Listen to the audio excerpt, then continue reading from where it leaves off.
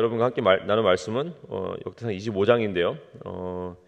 이것이 이제 본문에서는 이제 다윗이 성전에서 이 드려질 예배를 위해서 찬양대를 조직하는 장면입니다. 근데 단순히 이제 음악팀을 구성하는 것이 아니고 이 하나님께 이 드려질 예배가 얼마나 이 중요한 사역인지를 보여주는 아주 의미 있는 본문이죠. 우리가 찬양할 때 어떤 이 기쁨이라는 매우 중요한 감정이 빠지지는 않습니다. 하지만 찬양은 어떤 예배 분위기를 좋게 만들기 위한 어떤 감정적인 장치는 아니죠. 찬양은요, 영적인 행위이면서 또 음악의 이상으로, 음악을 잘하는 것 이상으로 어떤 것이 필요하다는 것을 오늘 말씀을 통해서 오늘 알 수 있습니다. 찬양은요, 거룩한 행위입니다. 1절 보시면 이렇게 나와 있습니다. 다윗이 군대 지휘관들과 더불어 아삽과 헤만과 여두둔의 자손 중에서 구별하여 섬기게 하되 수금과 비파와 재금을 잡아 신령한 노래를 하게 하였으니 그 직무대로 일하는 자의 수요는 이러하니라 라고 나와 있습니다. 1절에서 보시면은 이제 레위인들이었던 다윗이 이제 레위인들이었던 아삽과 헤만과 여두둔의 자손들을 구별하여서 이 수금과 비파, 재금 이런 악기들을 잡고 노래를 하게 하였다라고 나오죠. 이 사람들은 그러니까 아삽, 헤만, 여두둔의 자손들은 그냥 악기를 잘 다루는 사람 정도가 아니라 신령한 노래를 하게 했다라고 나와 있습니다. 이 신령한 노래가 뭐냐면은 원어로는 하나베임이라 하고 그 어원이 이제 나비라는 어원인데 그 나비의 뜻이 뭐냐면은 예언 또는 선지자라는 뜻이 있고요. 그래서 하나베임이라는 단어는 예언을 하다라는 의미가 있습니다. 그러니까 그들의 역할은요, 하나님의 이 진리의 말씀을 가지고 이 음악이라는 도구를 사용하여서 이 세상에 선포하는 역할을 하였던 것이죠. 그냥 설교자가 제가 하듯이 그냥 말로 선포할 수 있지만 하나님께서 창조하신 이 음악이라는 도구를 통해서 하나님의 말씀을 선포하도록 이렇게 오늘 이 신령한 노래 한 사람들을 선별했다라고 우리가 볼 수 있습니다. 이 신령한 노래, 개역 개정에서는 신령한 노래라고 번역을 했고 이거를 그냥 찬양이라고 해도 무리가 없습니다. 한 가지 더 추가하자면 6절 보시면은 이렇게 나와 있어요. 이들이 다 그들의 아버지의 지휘 아래 재금과 비파와 수금을 잡아 여호와의 전에서 노래하며 하나님의 전을 섬겼으며라고 나와 있었습니다. 이게 그러니까 여호와의 전에서 노래하며 하나님의 전을 섬겼다라고 나와 있었죠. 그러니까 한마디로 이 단어는 이 단어 노래하다는 그냥 노래하다입니다. 노래하는 것입니다. 그러니까 찬양대로 선별된 이 사람들, 이들의 아버지가 아삽과 헤만과 여두둔이었는데 이 세 분은 이미 하나님 앞에서 신령한 노래, 찬양을 하는 사람들이었습니다.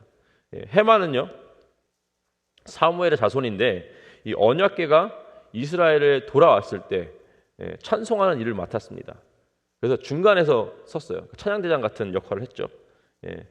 그리고 아삽은 헤만의 오른쪽에서 함께 찬양을 인도했습니다. 그리고 여두둔은 원래 여두둔이 이제 별명인 것 같고 원래 본명은 에단, 그러니까 이슨 있죠, 이슨. 이 에단은 왼쪽에서 찬양을 했다라고 나와 있어요. 그렇죠. 그리고 이분들은 또 이 시편 여러 편을 또 작사한 또 귀한 또 찬양, 그러니까 싱어송라이터 이런 거죠. 이 다윗이 선별한 이 세 명의 자손들은, 그러니까 아삽 자손, 헤만 자손, 여두둔의 자손들은 이 아버지처럼 이 수금과 비파와 재금을 잡고 음악을 연주하며 신령한 노래를 하는 이 하나님의 말씀을 선포하는 자들이라는 것입니다. 이 하나님께서 기뻐 받으시는 이 예배의 아주 중요한 요소로서 빠지면 안 되는 중요한 요소로서 이 찬양이 사용되는 것을 오늘 말씀을 통해서 우리가 알 수 있죠. 찬양은 하나님에 대한 진리를 이 회중에 선포합니다. 음악으로 인간이 할 수 있는 모든 가장 귀한 언어로 하나님을 높이며 또 백성의 마음을 움직여서 하나님께로 이렇게 이끌어주는 역할을 하는 것이 바로 찬양입니다. 오늘날 찬양은 문화로서도 자리 잡았죠. 크리스찬 문화로서도 자리 잡았습니다. 그리고 사실상 하나님의 성령 하나님께서 우리와 동행하시니 예수를 믿는 모든 사람들은 각자의 처소에서도 하나님을 찬양할 수 있습니다. 하지만 이 공적인 예배, 이 구약 시대와 마찬가지로 예수님께서 부활 승천하시고 이 신약 시대 하는 우리 모두도 마찬가지로 이 함께 드리는 귀한 거룩한 예식입니다. 그래서 예배 자리로 나오는 것이 어떤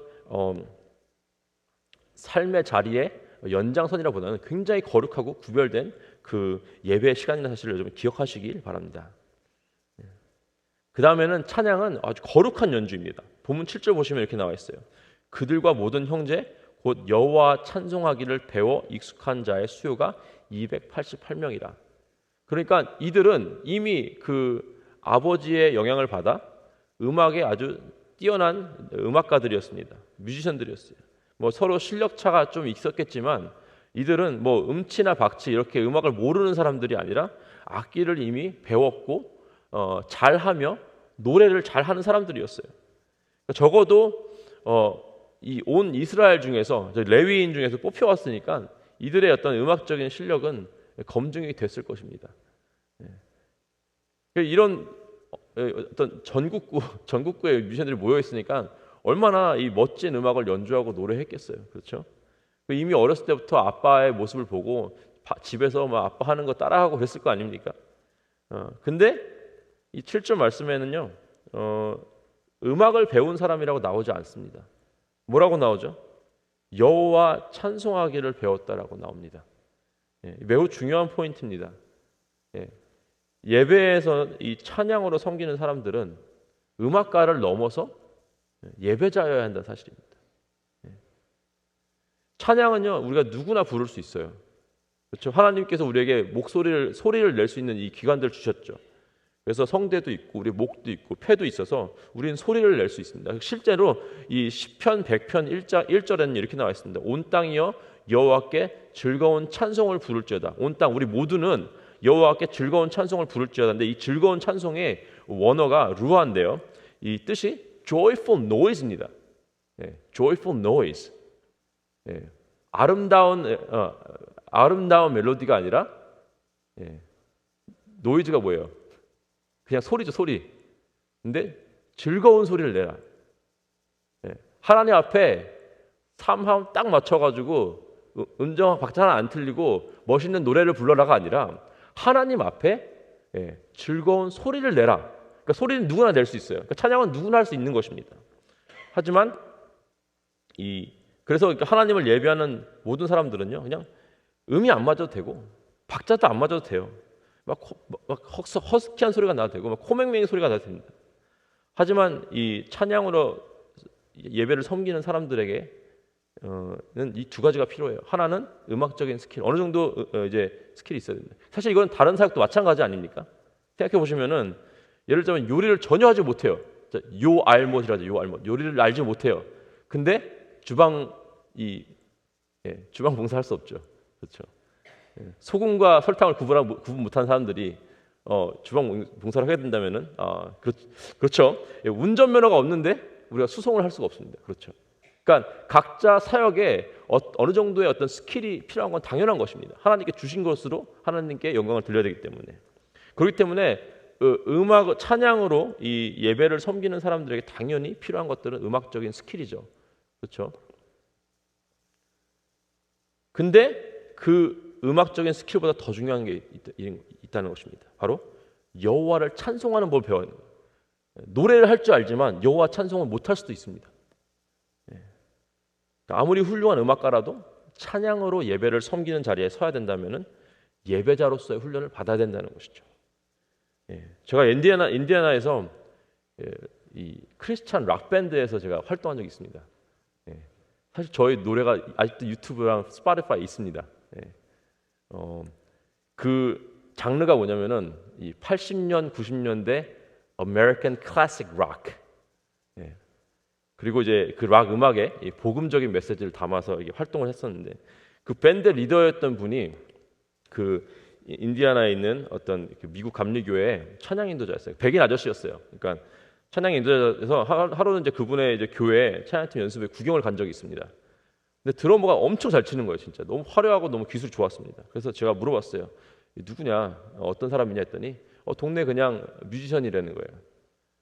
근데 알고 보니까 이제 술집에서 바에서 이제 드럼 치고 이제 세션으로 활동하는 음악가였어요. 그래서 뭐 그럴 수도 있죠. 음악가니까. 그래서 그러면 그 사람은 예수를 믿냐 했더니 아니라는 거, 안 믿는다는 거예요. 예.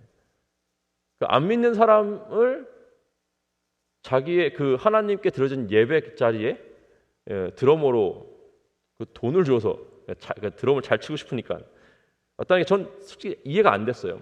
사실 뭐 그래서 여러 가지 어떤 예배에 대한 철학이나 어떤 음악에 대한 철학이 달라서 그분하고 오래 활동을 하진 않았습니다. 음악으로 예배를 섬기는 사람들은 음악가가 아니라 예배자입니다. 그렇죠? 예배에 대한 훈련이 필요하고 음악적인 전문성을 뛰어넘어서 예배 전문가가 되어야 됩니다. 찬양의 전문가가 되어야 됩니다. 음악은요, 음악을 연주할 때 이 청중이 누구예요? 사람이잖아요, 그렇죠? 근데 예배 청중은 누굽니까? 하나님이지 않습니까? 예. 그런 엄청난 분을 앞에 모시고 우리가 음악을 하는데 그냥 좋은 음악을 하는 것이 아니라 그분을 높이는 찬양을 해야 된다는 것이죠. 예. 그건 우리 모두 마찬가지입니다. 우리가 주일에 오는 이유는 그냥 어떤 좋은 음악을 듣고 기분 좋고 그러려고 오는 것이 아니라 하나님께 드리려 오는 거죠. 우리의 각자의 이게 위에 있던 우리 청중에 앉아 있던 간에 우리의 드리는 예배에 받으시는 분은 오직 한 분, 하나님이시라는 것입니다. 예. 세 번째는요, 다음 세대에게 전수된 예배입니다. 자, 5절 보시면 이렇게 나와 있죠. 이는 다 헤만의 아들들이니 나팔 부는 자들이며 헤만은 하나님의 말씀을 가진 왕의 선견자라. 하나님이 세만에게 14아들과 3딸을 주셨더라 라고 나왔고, 헤만이 이제 자녀를 이렇게 많이 낳고 그들이 모두 다 하나님을 노래하는 자로 세움 받았다는 기록이 있죠. 가문 전체가 찬양 사역에 헌신을 한 것입니다. 다윗이 이제 젊었을 때 언약궤가 그 이스라엘로 돌아왔을 때 찬양 사역을 했던 이제 아삽과 헤만과 여두둔 그리고 그들의 자녀들이 이제는 자기의 아버지가 찬양 사역자였기 때문에 자신도 이 신령한 노래를 맡은 이 찬양 사역자로 하나님께 쓰임을 받게 되는 것입니다. 우리는 여기서 굉장히 중요한 어떤 예배 본질이 나오는데요. 예배가 나에게서 끝나는 것이 아닙니다. 나의 세대에서 끝나는 것이 아니라 다음 세대까지 전수가 되어야 되는데 그렇게 되려면은 부모인 우리가 먼저 우리의 입술로 하나님에 대한 진리를 선포를 해야 된다는 것이죠. 예. 부모의 입술에서 가장 많이 들었던 말이 자녀가 뭘까요? 예. 어쩌면요, 이 자녀의 신앙은 부모의 리플렉션입니다. 그렇죠? 그러니까 부모된 우리가 하나님 찬양을 많이 하는 모습을 보여준다. 그러니까 뭐 보여주기 위한 건 아니지만 그런 모습을 많이 봤다라면은 자녀도 자연스럽게 이 찬양하는 삶을 살 것입니다. 부모가 이 불평불만이 많다. 그러면 자녀도 혹시 그런 모습을 보고 불평불만을 하는 삶을 살지 않을까?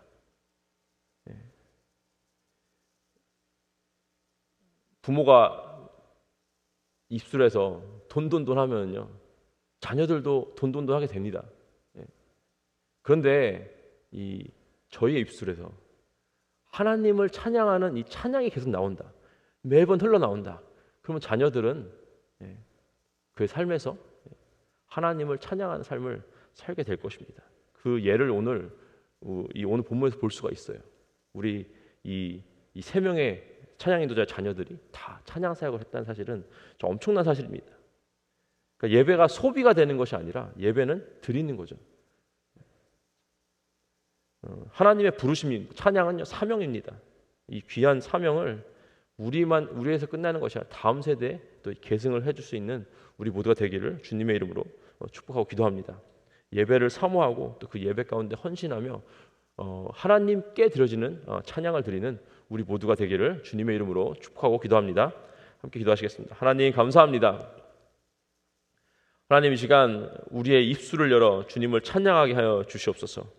우리의 찬양받기 합당하신 주님, 예배받아 합당하신 주님께 오늘도 찬양하며 나아가는 우리가 될 수 있도록 인도해 주십시고, 하나님 우리의 입술에서 나온 말들, 우리의 삶의 어떤 자세, 우리의 행동들이 하나님 우리 다음 세대에게 전수될 때 하나님 찬양을 하는 모습으로 예배하는 모습으로 전수될 수 있도록 하나님 인도하여 주시옵소서. 우리 삶에 있는 연약한 부분들 이런 것들이 전수되는 것이 아니라 하나님 앞에 무릎 꿇은 우리의 모습, 하나님 앞에 들려진 우리의 손, 하나님의 진리를 신령한 노래를 하는 우리 입술이 우리 다음 세대에 전수될 수 있도록 하나님 인도하여 주시옵소서. 감사하며 우리 주 예수 그리스도의 이름으로 기도했습니다. 아멘.